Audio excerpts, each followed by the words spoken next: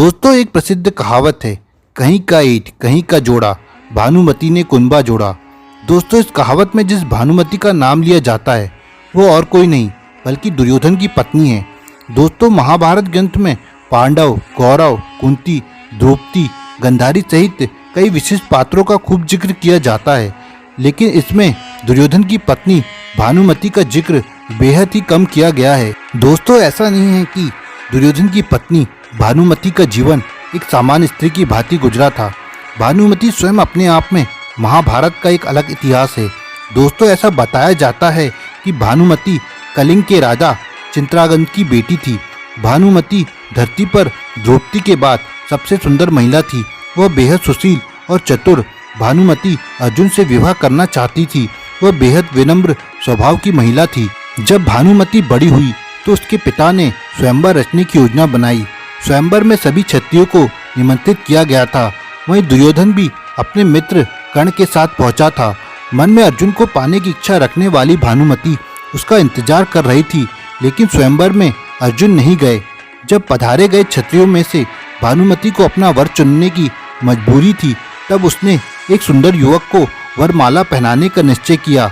यह बात दुर्योधन सहन नहीं कर पाया और वह स्वयंवर के बीच में ही जबरदस्ती भानुमति को उठा ले आया। भानुमति किसी भी सूरत में दुर्योधन से विवाह नहीं करना चाहती थी, लेकिन उसके अपहरण में दुर्योधन के मित्र कर्ण ने उसका सहयोग किया था।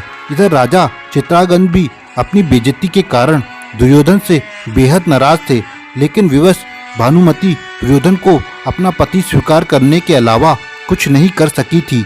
समय बीतने के साथ दुर्योधन और भानुमति को दो जुड़वा बच्चे हुए, जिसमें एक पुत्र था और एक पुत्री थी। भानुमति के पुत्र का नाम लक्ष्मण था, जबकि पुत्री का नाम लक्ष्मणा था। अपनी माता की भांति लक्ष्मणा बेहद सुंदर और चतुर बालिका थी।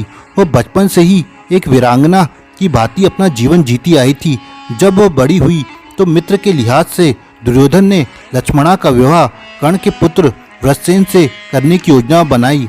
लक्ष्मणा भी उससे विवाह करना चाहती थी, लेकिन कुरुवंश की गरिमा बनाए रखने के लिए दुर्योधन ने अपनी पुत्री के लिए कदम स्वयंवर का आयोजन किया, जिसमें पहले से ही तय कर लिया गया था कि लक्ष्मणा किसे वरमाला पहनाएगी। योजना के अनुसार दुर्योधन ने सभी क्षत्रियों को आमंत्रित किया था, लेकिन दुर्योधन की योजना तब विफल हो जाती जब श्री कृष्ण के पुत्र साम ने जबरदस्ती लक्ष्मणा से विवाह कर लिया था। उसने लक्ष्मणा का अपहरण उसी प्रकार से किया था जिस प्रकार दुर्योधन ने भानुमति का किया था। इस कृत्य से गुस्साए दुर्योधन ने साम को कारागार में डाल दिया था। जब इस बात की जानकारी जब बलराम को लगी, तब गुस्साए बलराम दुर्योधन पर प्रहार करने पहुंचे। बलराम किसी भी सूरत में दुर्योधन को छोड़ने वाले नहीं थे। तब दुर्योधन अपनी कृष्ण भक्त पत्नी भानुमति के पास पहुंचा, क्योंकि इस गंभीर समस्या से केवल भानुमति ही दुर्योधन को छुड़वा सकती थी।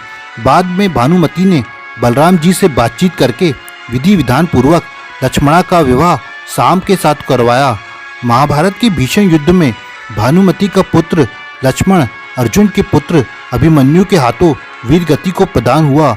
भानुमति का पति दुर्योधन भी भीम के हाथों मारा गया।